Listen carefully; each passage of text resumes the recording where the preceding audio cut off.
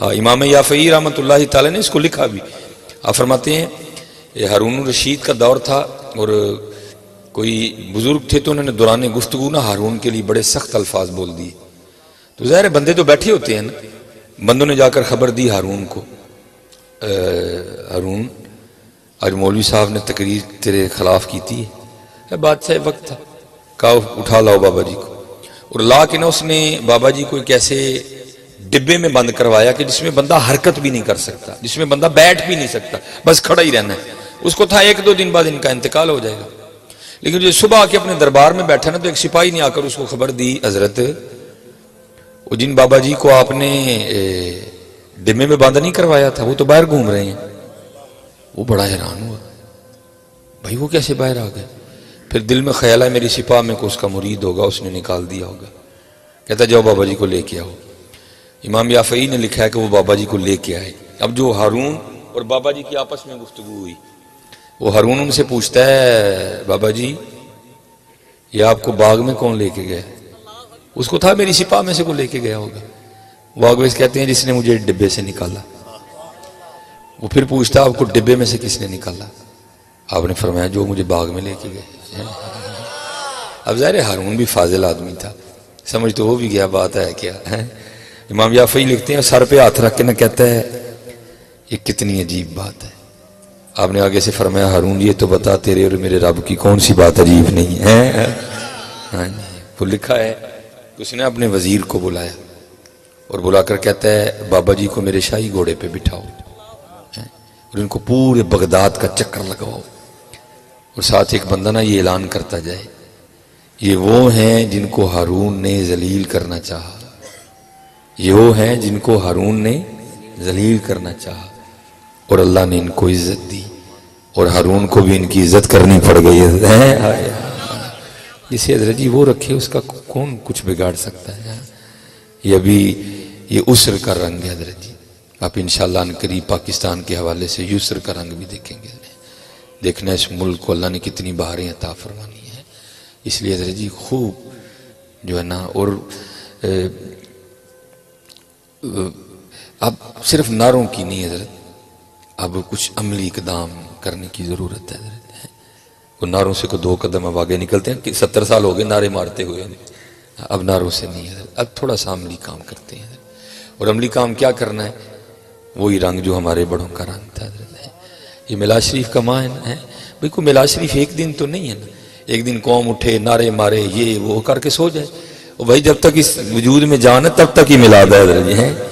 ہاں وہ والا رنگ اور ہے, یہ والا رنگ اور ہے. وہ رنگ 12 ربیع الاول کا تھا, وہ ہم نے کر لیا. اب یہ رنگ ہے جو تا حیات چاہیے حضرت. اور وہ رنگ کیا ہے؟ وہ لکھا ہے کہ جب حضور نبی کریم علیہ السلام کا وصال ہو گیا نا, آپ نے پردہ فرما لیا, باقی تو زندہ ہے واللہ, تو زندہ ہے واللہ, میرے چشم عالم سے چھپ جانے والے حضرت ہیں. وہ لکھا ہے کہ اگلے دن جب حضرت سیدنا صدیق اکبر رضی اللہ تعالیٰ عنہ خلیفہ رسول بنے نا, خلافت کا منصب آپ کے ذمہ آیا, خلیفہ بلا فصل, خلیفہ اول, ٹھیک ہے.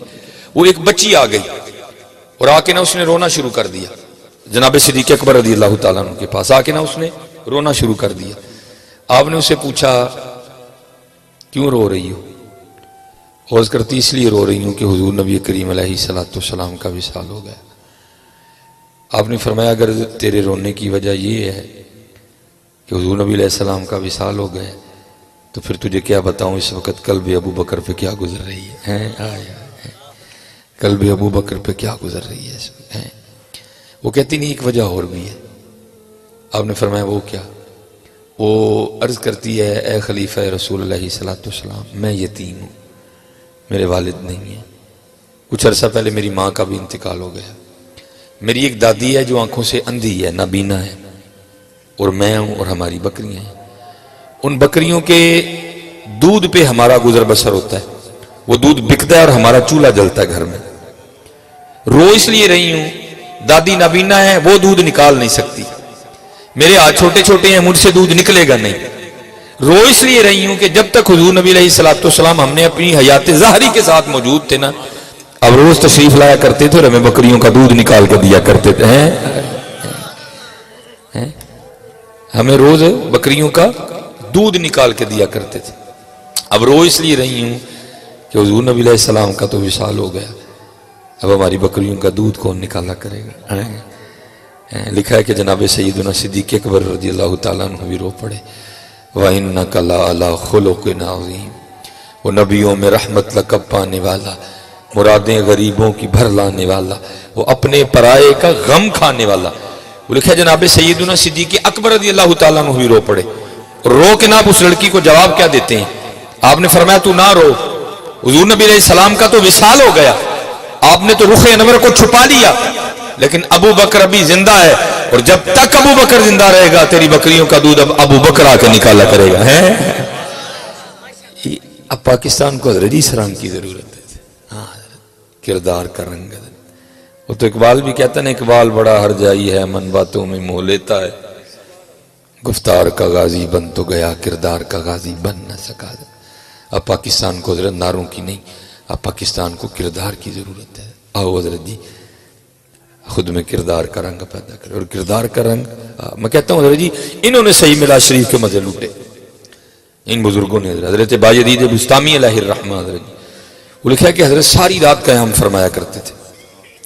وہ ایک رات حسب معمول حضرت اپنے سین میں کھڑے قیام فرما رہے تھے, نوافل پڑھ رہے تھے, تلاوت قرآن کریم جاری و ساری تھی. آپ کو اپنے ساتھ والے گھر سے نہ رونے کی آواز آئی. وہ گھر کسی مسلمان کا گھر نہیں تھا, مجوسی کا گھر تھا, لیکن تھے آپ کے ہمسائے. ٹھیک ہے جی, رونے کی آواز آئی. اللہ حضرت ان کا خشوع اور خضوع اس قدر زیادہ پختہ تھا کہ سارا بستان بھی مل کے روتا تو ان کے خشوع خضوع میں کوئی حلل نہیں آتا تھا. لیکن دل اتنی پریشان تھا, خدا خیر کرے بچہ رو کیوں رہا ہے. لیکن محتاط لوگ تھے, رات کے وقت دروازے پہ دستک نہیں دی. جب دن نکلا نا گہما گہمی ہو گئی, پھر جا کے دروازے پہ دستک دی. وہ ایک عورت نے دروازہ کھولا. اسے پوچھتے ہیں تیرا خامن کدھر ہے, تو دروازہ کیوں کھول رہی ہے؟ وہ آگے سے کہتی ہے میرے خامن تو ایک سفر پہ گئے ہوئے ہیں. آپ نے فرمایا ساری رات تیرے گھر سے بچے کے رونے کی آواز آتی رہی, خیر تو ہے؟ وہ کہنے لگی میرے خامن جو وقت مجھے دے کے گئے تھے نا کہ میں اس وقت تک آ جاؤں گا, خدا خیر کرے پتہ نہیں کیا معاملہ ہے, وہ آ نہیں سکے, اور جو خرچہ مجھے دے کے گئے تھے وہ ختم ہو گیا. اب ان کی غیر موجودگی میں میرے گھر بچہ پیدا ہوا ہے, اور اب حال میرا یہ ہے کہ رات کو دیے میں تیل ڈالنے کے پیسے بھی نہیں تھے. رات کو گھر میں اندھیرا تھا, اندھیرے کی وجہ سے بچہ ساری رات روتا رہا. آپ گھبرا گئے, بازار گئے, ضرورت کی اشیاء خریدی, لا کے اس کو دی, اور فرمانے لگے میں بھی دھیان رکھوں گا, لیکن اگر کسی چیز کی ضرورت ہے تو بھی بلا جھجھک کسی کو بھیج کے منگوا لینا. ٹھیک ہے جی. وہ وقت گزر گیا, خامن واپس لوٹ آیا. آ کے نہ وہ اس سے پہلا سوال یہی کرتا ہے میں لیٹ ہو گیا, پریشانی تو نہیں ہوئی؟ وہ کہتی بس ایک رات ہوئی پھر نہیں ہوئی.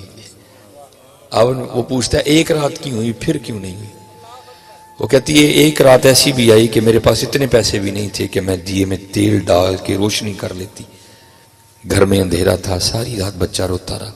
اگلے دن جو ہمارے ہمسائے ہیں نا باجدید, انہوں نے دستک دی, حال حوال پوچھا, میں نے سارا مدعا بیان کر دیا. پھر اس کے بعد انہوں نے کوئی تکلیف نہیں آنے دی.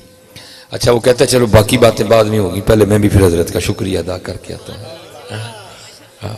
شکریہ ادا کیا کریں حضرت جی, بندہ کو شکریہ ادا کرنے سے چھوٹا نہیں ہوتا بلکہ اور بڑا ہو جاتا ہے. حضرت میں حضرت جی 2 بار باہر گیا ہوں.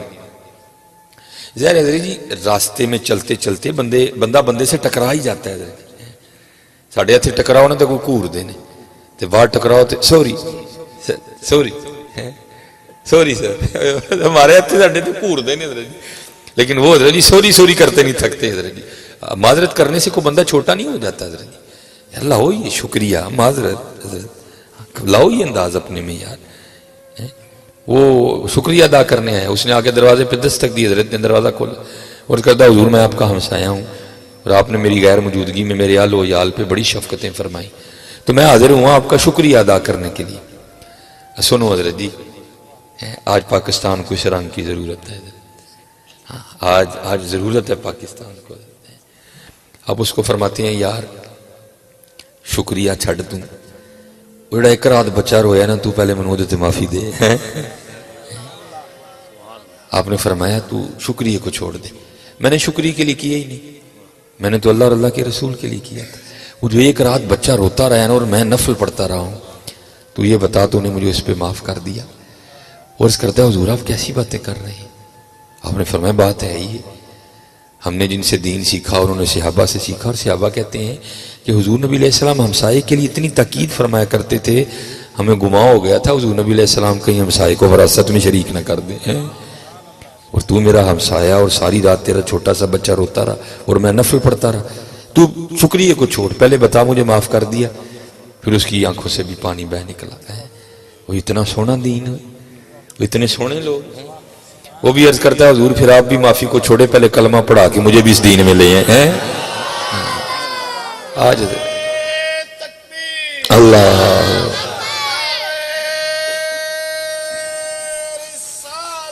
یا رسول اللہ زندہ زندہ۔ آج حضرت جی یہ رنگ نہیں رہے ہیں، ہر بندہ غصے میں، ہر خاصوں کی بات نہیں میں کر رہا، اپنی کیٹیگری، غصے میں لڑنے کو تیار کھڑے ہیں حضرت۔ نہیں حضرت سیرت پڑھو یار، پڑھو ہمارے محبوب علیہ السلام کا انداز مبارک کیسا تھا یار۔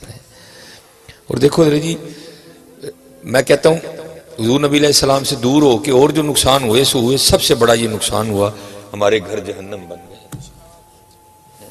اور تو جو نقصان ہوئے نا سو ہوئے، لیکن سب سے بڑا نقصان یہ ہو کہ ہمارے گھر جہنم بن گئے۔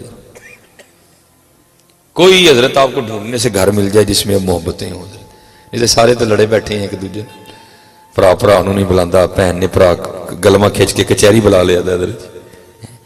اور یہ سب کچھ کیوں ہے؟ حضور نبی علیہ السلام سے دوری کی وجہ سے۔ آپ ہر لڑے کو بٹھا لینا، پوچھیں گے تو بات کوئی بھی نہیں نکلے گی۔ اور میں اب جمعے میں اپنے جو سامعین ہیں نا، ظاہر کیمرہ لگا ہوتا ہے، بات دور دور تک جانی، میں کہتا ہوں یار اگر کوئی بظاہر آپس میں کوئی بات ہو جائے، کوئی بھائی سے ہو جائے، کوئی بہن سے ہو جائے نا، تو حضور نبی علیہ السلام کو یاد کرنا نا، آٹومیٹکلی تیرے اندر معافی کا جذبہ پیدا ہو جائے گا۔ وہ کوئی بھائی کیا کسی سے زیادتی کرے گا، کوئی بہن کیا کسی سے کرے گی، جو ہمارے حضور نبی علیہ السلام کے ساتھ ہوا۔ حضور نبی علیہ السلام فرماتے ہیں حضرت آدم علیہ السلام سے لے کر حضرت سیدنا عیسیٰ روح اللہ علیہ السلام تک جتنے انبیاء آئے، جتنا ان کو ستایا گیا، جتنی ان کو اذیتیں دی گئیں، جتنی ان کو تکلیفیں دی گئیں لوگوں کی طرف سے، آپ فرماتے ہیں سارے انبیاء کی اذیتیں تکلیفیں ایک پلڑے میں رکھ لو، اور جو اذیتیں جو تکلیفیں لوگوں کی طرف سے تمہارے نبی محمد علیہ السلام کو دی گئی اس کو ایک پلڑے میں رکھ لو، حضور نبی علیہ السلام فرماتے ہیں میرا پلڑا بھاری ہوگا۔ اتنا حضرت ستایا گیا، تھوڑا ستایا گیا کہ حضور نبی علیہ السلام مکہ چھوڑ کے ہجرت فرما گئے۔ اور حضرت جی کبھی کسی عالم سے کی بات، میرے پاس وقت نہیں ہے بیٹھ کے پوچھنا کہ حضرت ہمیں وہ الفاظ سناؤ جو حضور نبی علیہ السلام نے مکہ چھوڑتے ہوئے بیت اللہ کو دیکھ کر اپنی زبان مبارک سے ادا فرمائے تھے، لیکن کیا ہوا؟ چھوڑ دیا حضرت۔ پھر یہ نہیں کہ باتیں وہاں رک گئیں، پیچھے آئے مدینہ طیبہ، بدر لڑی گئی، احد لڑی گئی۔ احد میں حضور نبی علیہ السلام کے 70 صحابہ نے جام شہادت نوش کیا، جن میں سب سے سر فہرست حضرت سیدنا امیر حمزہ رضی اللہ تعالیٰ نے۔ حضرت سیدنا امیر حمزہ رضی اللہ تعالیٰ نے کو صرف شہید کرنے پہ اکتفا نہیں کیا گیا، حضرت مسلح کیا گیا، ناک کاٹ لیا، کان کاٹ لیے ہیں۔ بعد میں صحابیہ بن گئی حضرت سیدہ ہندہ رضی اللہ تعالیٰ عنہ، ٹھیک ہے جی۔ اور یہ یاد رکھنا حضرت اسلام لانے سے پہلے اگر کوئی صحابی ہو یا صحابیہ ہو، ان میں کوئی بات یہ تو اہل سنت کا مزاج نہیں ہے کہ اس پہ تانو تشنیع کرنا، حضرت یہ نہیں ہے اہل سنت کا مزاج۔ حضور نبی علیہ السلام نے فرمایا میرے صحابہ کے لیے اپنی زبانوں کو خاموش رکھو، بند رکھو میرے صحابہ کے لیے اپنی زبانوں کو، حضرت یہ نہیں اہل سنت کا مزاج کہ اگر اسلام قبول کرنے سے پہلے کسی سے کوئی ایسی حرکت ہوئی تھی، کوئی ایسا فعل سرزد ہوا تھا تو ہم بعد میں بھی اس کو اس حوالے سے یاد کریں، نہیں حضرت محبت ہی ہے، ادب ہی کرنا ہے صحابہ کا ہمیشہ۔ تو حضرت ہندہ رضی اللہ تعالیٰ نے قسم کھائی تھی کہ میں حمزہ کا کلیجہ چباؤں، کرنے پہ اکتفا نہیں کیا گیا، آپ کا شکم مبارک چاک کیا گیا، کلیجہ نکالا، چبایا بھی، چبایا نہیں گیا، کیا آ گئی حضرت، کیا نہیں ہوا حضرت۔ اور پھر ایک وہ بھی وقت آیا جب حضور نبی علیہ السلام فاتح ہو کے مکہ واپس تشریف لائے، کئی ہزار جانثار ساتھ تھے حضرت، کافروں کی ٹانگیں کانپ رہی تھی، آج پتہ نہیں محمد ہمارے ساتھ کیا سلوک کریں گے حضرت۔ لیکن حضور نبی علیہ السلام نے کیا فرمایا؟ آپ نے فرمایا نہ گھبراؤ، آج میں تمہارے ساتھ وہی کروں گا جو حضرت یوسف نے اپنے بھائیوں کے ساتھ کیا تھا۔ لا تثریب علیکم اليوم، کوئی پوچھ نہیں، کھلی معافی ہے سارے۔ بلکہ حضرت سیدنا واشی رضی اللہ تعالیٰ نے حضرت امیر حمزہ کو شہید کیا تھا، وہ بھی حاضر خدمت ہوئے، حضور میرے لیے بھی معافی ہے، فرمایا تیرے لیے بھی معافی ہے، بس اتنا کام کرنا جب بھی آئے تو سامنے نہ بیٹھنا، میرے پیچھے بیٹھا کر، تجھے دیکھ کے مجھے اپنے چچا یاد آتے ہیں۔ یہاں پھر اعظم چشتی نے بڑا کمال فکرہ لکھا تھا حضرت، آپ فرماتے ہم نے اعداء کے مظالم کا گلہ چھوڑ دیا، سارے گلے لے کے بیٹھے تھے حضرت، سارے چھوٹی چھوٹی باتوں کے ہم گلے لے کے بیٹھے ہیں، اور اپنے گھروں کو ہم نے جہنم بنا دیا۔ آپ فرماتے ہم نے اعداء کے مظالم کا گلہ چھوڑ دیا، دیکھ کے تجھ پہ جو اپنوں کے ستم یاد آئے ہیں۔ آؤ یار محبتیں بانٹیں، آؤ معاف کرنا سیکھیں یار۔